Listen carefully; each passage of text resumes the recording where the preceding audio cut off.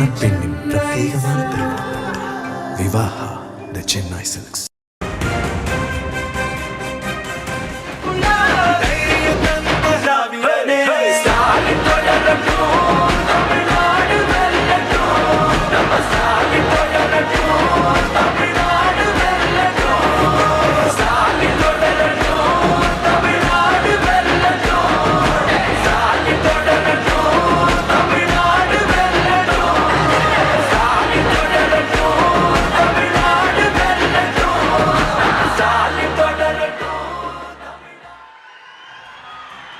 கழக தலைவர் மாண்புமிகு தமிழ்நாடு முதலமைச்சர் அவர்களை வரவேற்கும் விதமாக நாம் அனைவரும் ஒன்றாக இணைந்த இவற்றை சொல்லலாம்.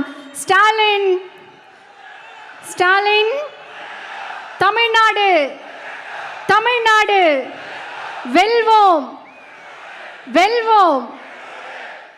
மாண்புமிகு தமிழ்நாடு முதலமைச்சர் அவர்களை பலத்த கரவொலியோடு மீண்டும் ஒரு முறை விழா மேடைக்கு வருக வருக என பணிவன்புடன் வரவேற்கின்றோம்.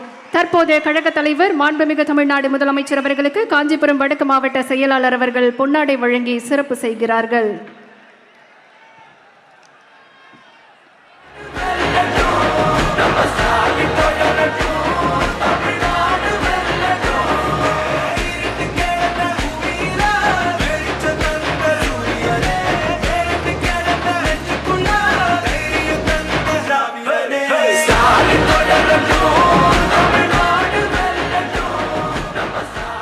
அடுத்ததாக மண்டல பொறுப்பாளர் திரு MRK பன்னீர்செல்வம் அவர்கள் கழக தலைவர் அவர்களுக்கு பொன்னாடை வழங்கி சிறப்பு செய்கிறார்கள்.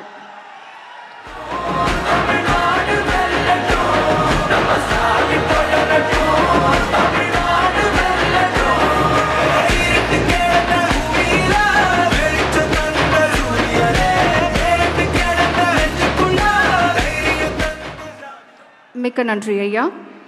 கடமை, கண்ணியம், கட்டுப்பாட்டை கற்றுக் கொடுத்த பேரறிஞர் அண்ணா அவர்கள் பிறந்த மண்ணில் அரசியல் பயின்று தமிழ்நாட்டின் அரை நூற்றாண்டு கால வரலாற்றை படைத்த முத்தமிழ் அறிஞர் கலைஞர் அவர்களிடம் கற்றுக்கொண்டு இந்தியாவிற்கே வழிகாட்டும் திராவிட மாடல் அரசை வெற்றிகரமாக நடத்தி கொண்டிருக்கும் கழக தலைவர் தளபதி அவர்களின் பணிகளுக்கு தோளோடு தோள் நிற்கும் காஞ்சிபுரம் வடக்கு மாவட்ட திராவிட முன்னேற்ற கழக செயலாளர் அவர்களை வரவேற்புரையாற்ற அன்போடு அழைக்கின்றோம். திரளாக வந்திருக்கின்ற ஏறத்தாழ 1.5 லட்சம் BLA 2 BLCக்களை இங்கிருந்து பார்க்கிறேன்.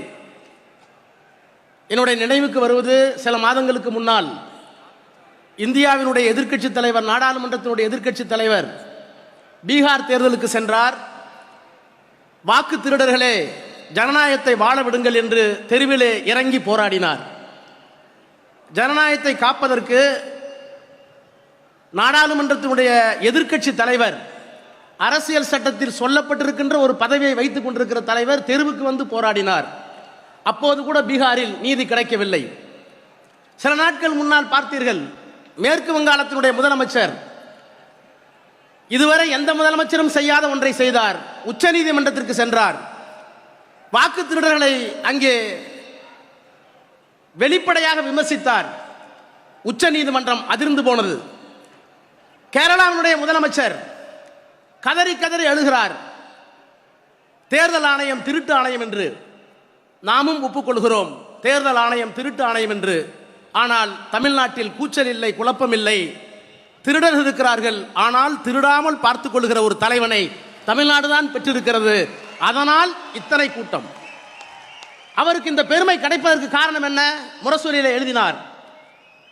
இந்த SIR என்று சொல்லப்படுகின்ற இந்த சிறப்பு ஆய்வை வேறு எந்த மாநில கட்சியும் எந்த தேசிய கட்சியும் செய்யவில்லை. கலைஞரின் உடன்பிறப்புகள், என்னுடைய தம்பிமார்கள், நீங்கள் செய்திருக்கிறீர்கள்.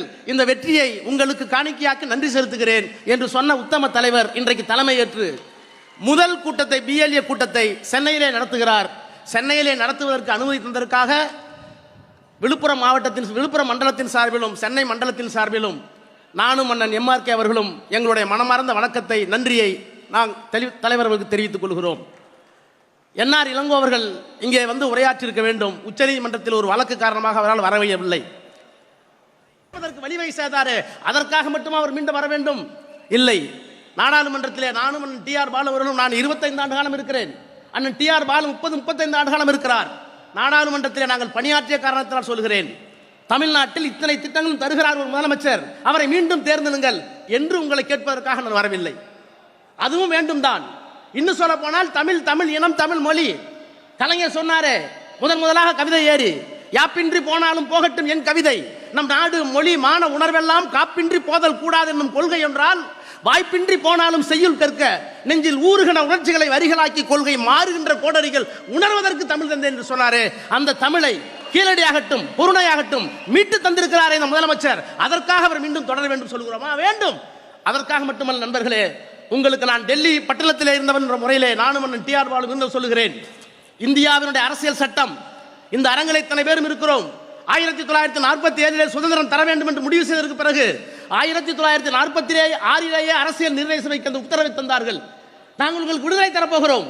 பீரங்கி முனையிலே பிரிட்டிஷ் ஆட்சி இருந்தது, ஆனால் நீங்கள் எப்படி ஆளப்போகிறீர்கள், உங்கள் அரசியல் சட்டம் என்ன என்று கேட்ட நேரத்தில் பண்டித ஜவஹர்லால் நேருவும் அம்பேத்கரும் வல்லபாய் பட்டேலும் ஏன் எதிர்த்தரப்பிலே இருந்த பிரசாந்த் முகர்ஜியும் எல்லோரும் சேர்ந்து எழுதிய அரசியல் சட்டத்தில் தான் எத்தனை மதங்கள், எத்தனை சாதிகள், எத்தனை மொழிகள், எத்தனை பழக்க வழக்கம், எத்தனை பண்பாடு, எத்தனை உடை, இத்தனை வேற்றுமைகளையும் ஒற்றுமையாக வைத்து நாம் எப்படி நம்மை ஆண்டு கொள்ளப் போகிறோம் என்பதற்காக உருவாக்கப்பட்ட அரசியல் சட்டம். அந்த அரசியல் சட்டத்தில் தாழ்த்தப்பட்டவருக்கு உரிமை இருக்கிறது, பிற்படுத்தப்பட்டவருக்கு உரிமை இருக்கிறது, மொழி சிறுபான்மை மக்களுக்கு உரிமை இருக்கிறது, மகளிருக்கு உரிமை இருக்கிறது. இந்த உரிமைகள் எல்லாம் பாதுகாப்பதற்கு சட்டமன்றம், நாடாளுமன்றம், அந்த நாடாளுமன்றம் சட்டமன்றத்தை உருவாக்குவதற்கு எலெக்ஷன் கமிஷன், எல்லாம் தவறு செய்தால் கேள்வி கேட்பதற்கு உச்சநீதிமன்றம், உயர்நீதிமன்றம், இத்தனையும் தந்திருக்கிற அரசியல் சட்டத்தை தூக்கி எறிந்துவிட்டு நாங்கள் ஒற்றையாட்சியை கொண்டு வருவோம், மத ஆட்சியை கொண்டு வருவோம், தமிழுக்கு மட்டுமல்ல எந்த மொழிக்கும் அடையாளம் இருக்காது, ஒரே மொழி ஒரே மதம் என்று கூப்பாடு போட்டுக் கொண்டிருக்கிற அமித்ஷாவுக்கும் மோடிக்கும் பதில் சொல்லக்கூடிய மட்டுமல்ல, தடுத்து நிறுத்துகின்ற ஆற்றல் மிக்க ஒரு தத்துவ தலைவன் இந்தியாவில் இருக்கிறார் என்றால் அது மாண்புமிகு முத்துவேல் கருணாநிதி ஸ்டாலின் என்ற இந்த மாமனிதர் தான். இவரை விட்டால் ஆள் இல்லை. அதனால் ஸ்டாலின் தொடரட்டும், தமிழ்நாடு வெல்லட்டும். ஸ்டாலின் தொடரட்டும், தமிழ்நாடு வெல்லட்டும். ஸ்டாலின் தொடரட்டும், தமிழ்நாடு வெல்லட்டும். நன்றி, வணக்கம். மணப்பெண்ணின் பிரத்யேகமான பெருமை விவாஹா தி சென்னை சில்க்ஸ்.